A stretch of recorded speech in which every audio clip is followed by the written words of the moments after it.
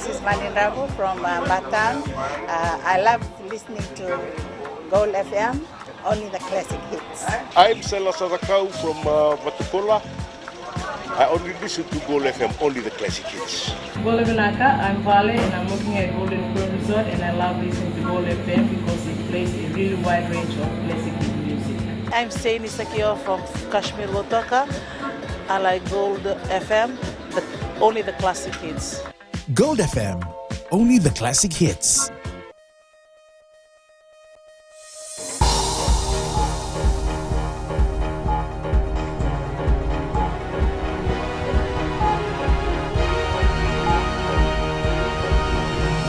Good evening, I'm Jackie Spade. This is FBC News. Tonight, engineers defend Manahan building, saying there's no threat. Prime Minister commends tourism growth. And removal of Data Bureau records to help average Fijians.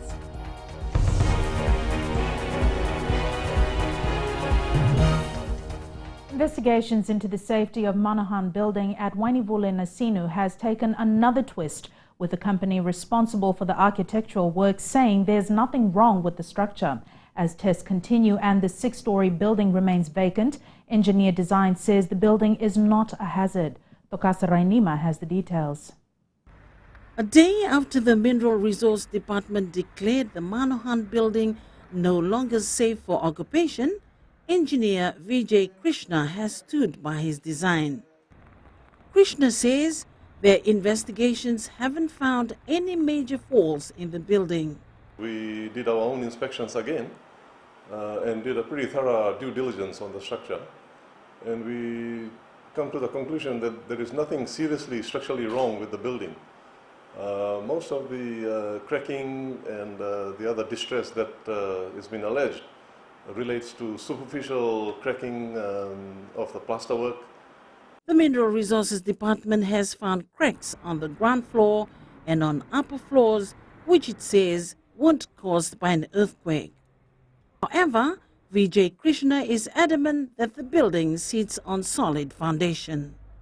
To our knowledge, the building sits on very sound and competent virgin soapstone. It's a massive rock. It may be near this old fault line, which goes by that little bridge on Wainivule River. But to date, there is no reason to believe that there is anything serious about the structural integrity of the building. Engineer Designs is in discussions with the Water Authority of Fiji and the owners of Manahan building. A detailed report is expected later. Tokasa Rainima, FBC News. Despite the huge setback in the Fijian economy over the last 10 weeks, Fiji's tourism industry continues to record unprecedented growth in visitor arrivals. Prime Minister Vurenge Bainimarama told those present at the Fiji Tourism Expo this overwhelming trend is expected to spur at least a 3% growth. Madhyam Bolaitamana with this report.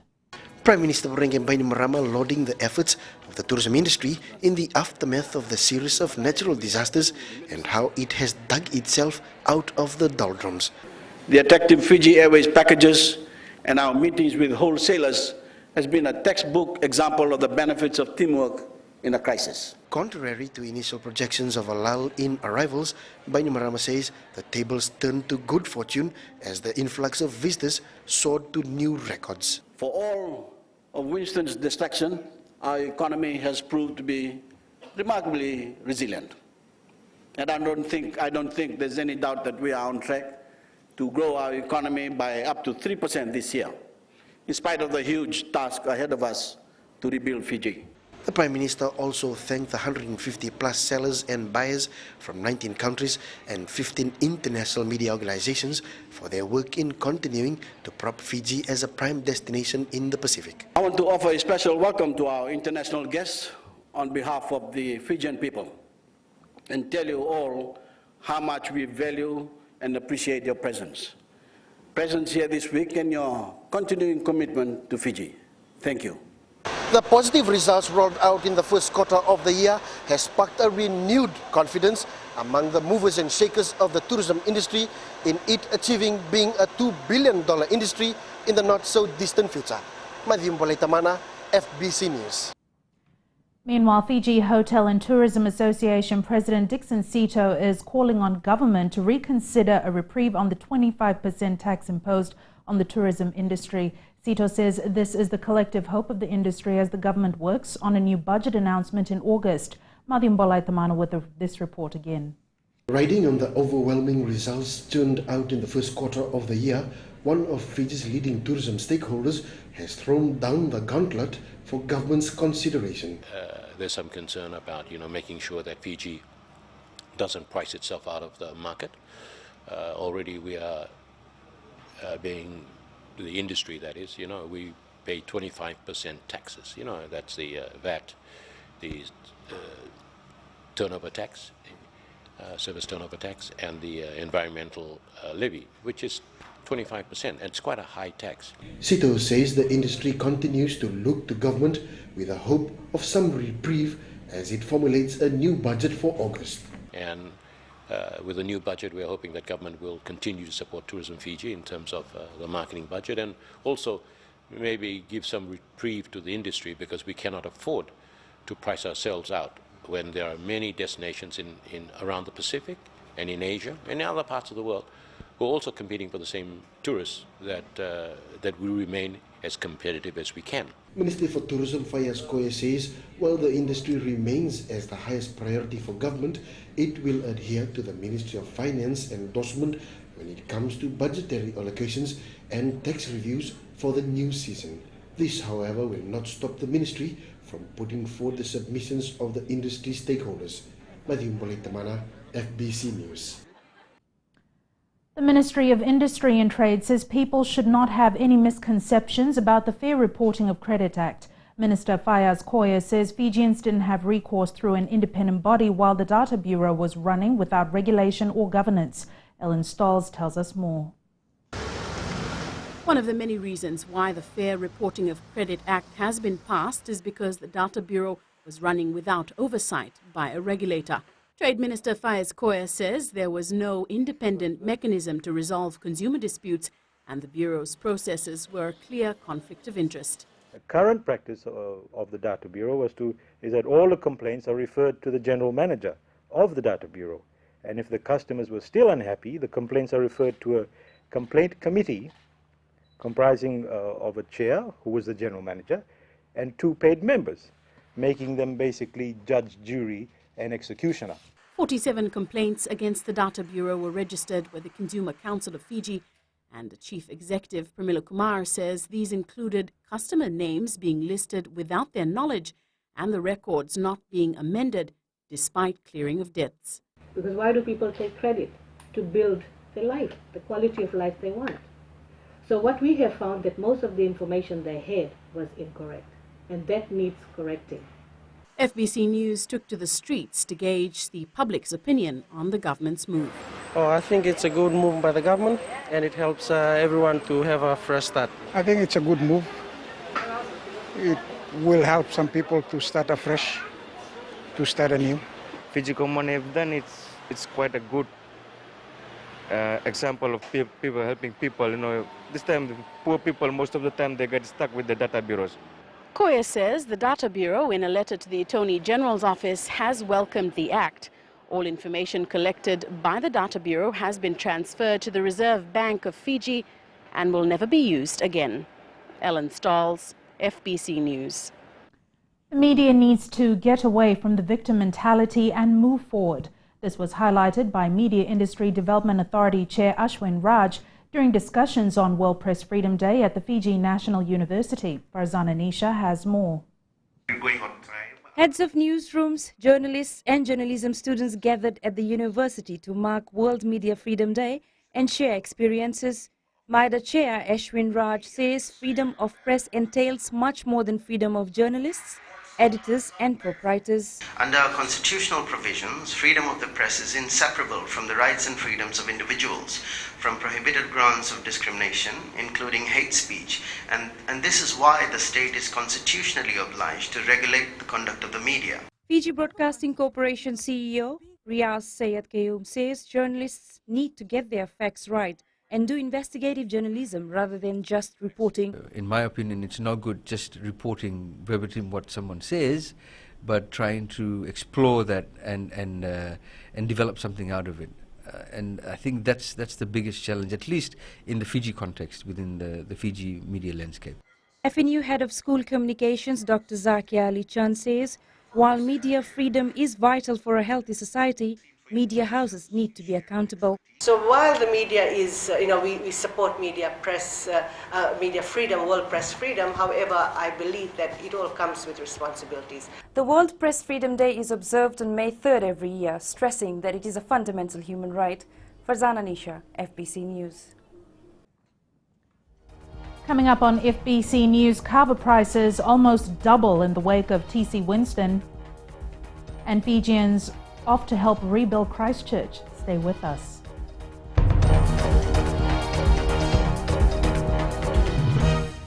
I'm Sarah, I'm from Tafwa, and I love listening to Today FM. Today FM rocks. My name is Freddy, I'm from Gamiatong. I listen to Mario on the traffic jam every afternoon. Hi, my name is Salah, I live in Asinu. Today FM rocks. My name is Denasa and I'm from Lutoka and I love listening to Today FM. My name is Ulamila, I work at Golden Point Resort. I love listening to Today FM, it rocks in Raki. I'm Mary from Mandera. I love listening to Today FM. Today FM rocks. We love listening to Today FM. Today FM rocks. Today's hit music.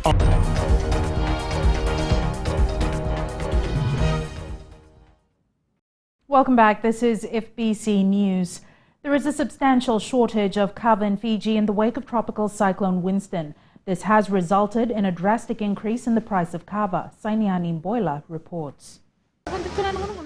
Supermarket vendor Charles Iwayoa says he now has to pay almost double the price for 1 kilogram of kava compared to pre-Winston costs. The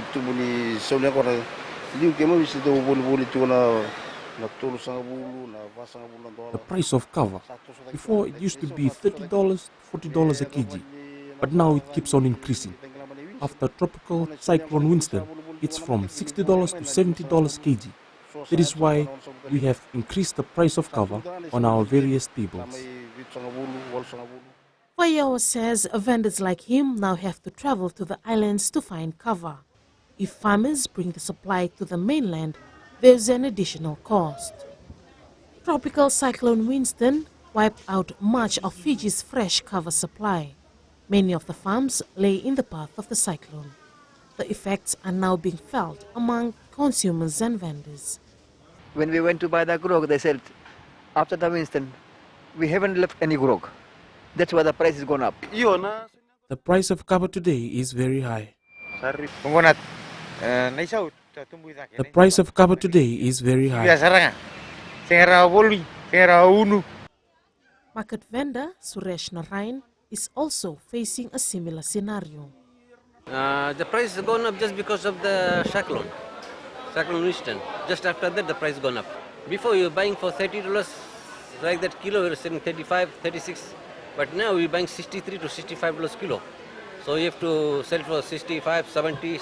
Could take up to 2 years for kava prices to drop as supply becomes stable again. Sainiani Mboila, FBC News. The Land Transport Authority is concerned with the amount of rental cars being used for illegal taxi operations. LTA Board Chair Vijay Maharaj says in the last 8 months, there's been a phenomenal increase in such activities. Kelly Varvala has the details. Cheaper rental rates for cars have contributed to the problem of people using the vehicle as illegal taxis. Land Transport Authority Chair Vijay Maharaj says this is meant to help Fijians and should not be abused. The rental car that you could hire for $80 a day, now you could do it for $20, $25 a day. And I think what then happens is people who are unemployed and who have got a driving license might just go and hire a rental car for $25 a day and then run that rental like a taxi illegally. And then you make about $70, $80 a day. You give $25 to the rental owner and then you keep the... And I think this is going to be a big problem. Maharaj says the LTA is also concerned as there is no protection for passengers in illegal taxis. Rental car insurance becomes invalid if used as a public service vehicle.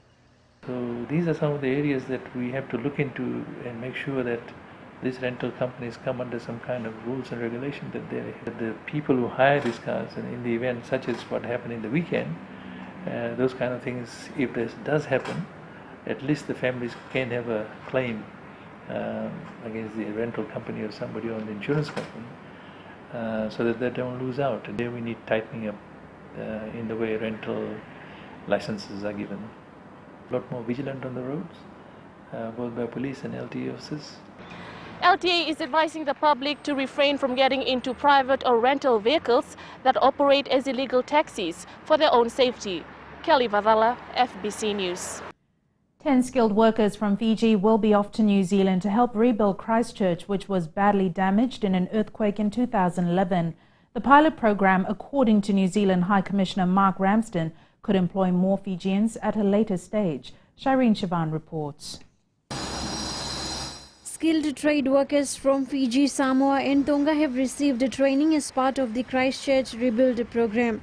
New Zealand High Commissioner to Fiji Mark Ramsden says the success of the year-long trial will mean more opportunities for construction workers in coming years. We're quite conscious that given the amount of rebuilding and existing construction work going on in Fiji, we don't want to open the floodgates and leave Fiji denuded of its highly skilled labour. The program is part of Paisa Plus, a trade and economic agreement between New Zealand and Pacific Island governments. Mark Ramsden says at the end of the trial, Pacific workers will have a qualification which they can use for other opportunities. And that's really designed to be a win-win. I think that one of the ideas, if the scheme grows, the numbers will be quite small, but if it grows, there'll be some training component, upskilling component, so the workers who go and work in New Zealand come back with a better skill set and hopefully a few dollars in their pocket as well. The workers are expected to leave for Christchurch by next month. Shireen Sivan, FBC News. 25 soldiers from the Indonesian military arrived last night to begin rebuilding works on Queen Victoria School. Indonesia chose to take on the QVS under the government's Adopt a School program. The scope of works at QVS is still being ascertained. Sports now, here's Jamie with the latest. Thank you, Jackie, and good evening. Coming up in sports, Tasa Veremalua ready for final leg of World Series. And praises pour in for Coke Games athletes. This and more after the break.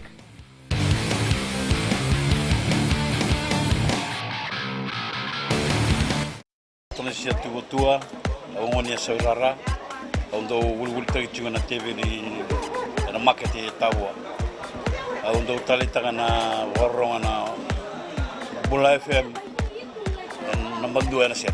Pula bena viti na dango plasio matairi ngon mai na na bulo tabiuni au satu ko nanti ando talita ina warongo na Bula FM. Bula FM number 2 en seri.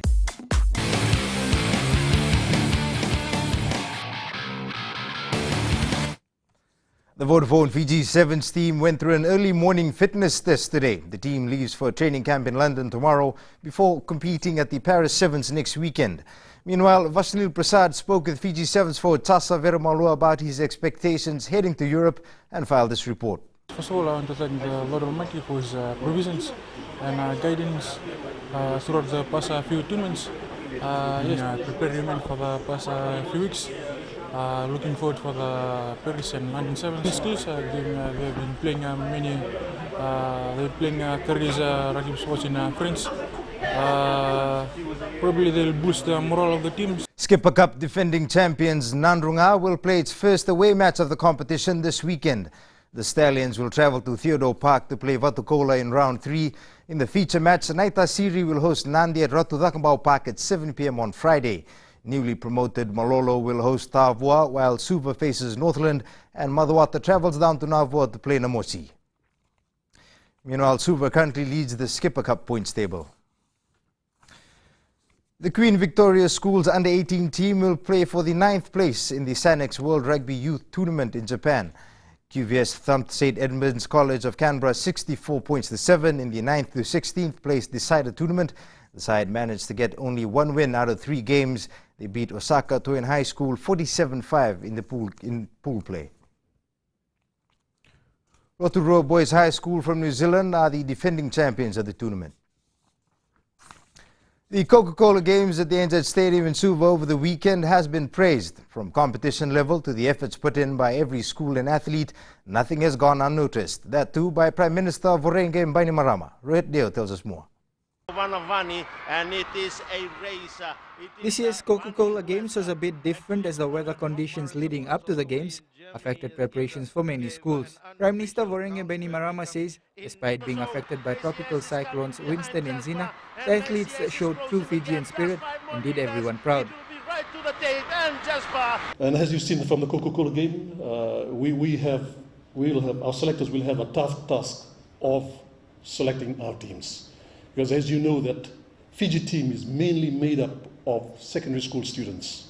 70% of the athletic Fiji team that goes to any regional game is made up of secondary school students. The tough competition, according to Athletics Fiji President Joe Roden Sr., means that selecting athletes for the upcoming Melanesian Games won't be easy. They put on an impressive showing and did their schools and their family proud.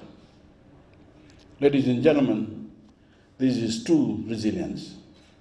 And it epitomizes the tenacious Fijian spirit that always guided our nation and driven our people to achieve great things. The Melanesian Games will be held in Fiji in 2 months. Rohit Deo, FBC Sports. The Fiji White women's team has won their second consecutive match in the Oceania Volleyball Championships, currently being played at the Vodafone Arena, beating Tonga today by 3 straight sets. The Fiji Whites proved too strong, taking charge of the match from the very first set, scoring 25-14, 25-7 and 25-16 to seal their second win. In other results from the women's competition, Tuvalu beat Samoa B by 3 sets to 2, while New Caledonia beat Kiribati by 3 straight sets. The Fiji White men's team is currently playing Tonga.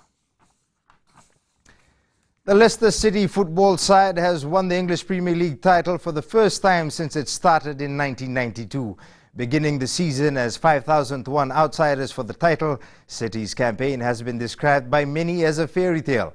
The EPL title win for City was confirmed after Chelsea came from 2-0 down to hold the Tottenham Hotspurs to a 2-2 draw. With 2 rounds remaining, Leicester leads the points table with 77 points, while the Spurs are second with 70 points.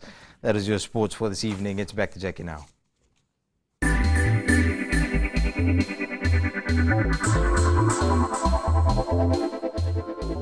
The Fijian government has extended the reduction fiscal and import excise duties on building materials until 30th May to assist with rebuilding efforts in the aftermath of Cyclone Winston. This applies to the waiver of import excise duties and the reduction in fiscal duties imports of sawn timber, plyboards, insulated wires, cables and electric conductors. Duty and VAT exemption on donations to provide immediate relief to cyclone victims will also continue until 30th May, provided that the consignments leave the country of origin by the end of this month.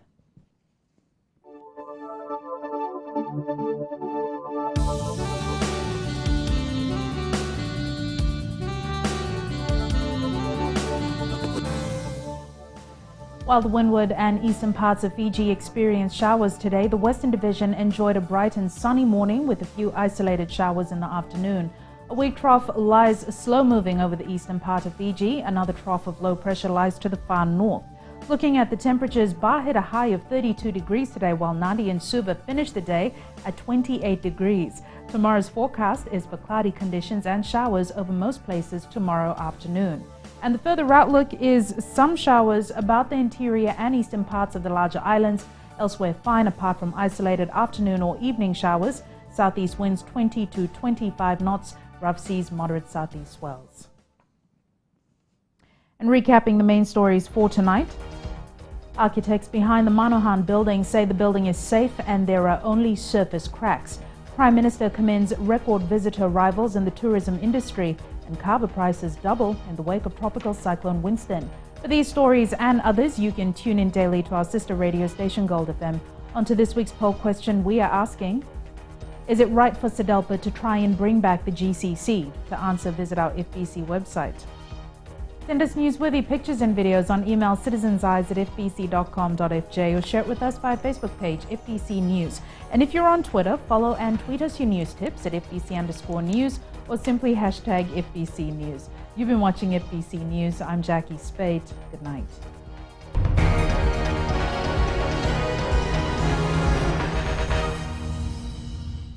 आपको खुरगंगा की रंजिला का नमस्कार। Radio Fiji की सुंदर सुंदर यादों का खजाना एकदम बचपन के दिन याद करा देते हैं। हमारा नाम जोनी नायडू है, हम रहता है मलोरो में और हम टैक्सी ड्राइवर है। हम सब टाइम अपन टैक्सी में रेडियो फिजी 2 सुनता प्रोग्राम। हम सिंगाटोका के हैं, हमारा नाम है रोजी। हम लोग यहाँ पे रेडियो फिजी 2 सुनता है। राम राम, मैं रेमस प्रसाद बोलता हूँ, तब वता में कोई रहता हूँ। मैं जब भी सुना रेडियो फिजी 2 ही सुनता हूँ। रेडियो फिजी 2 देश की धड़कन।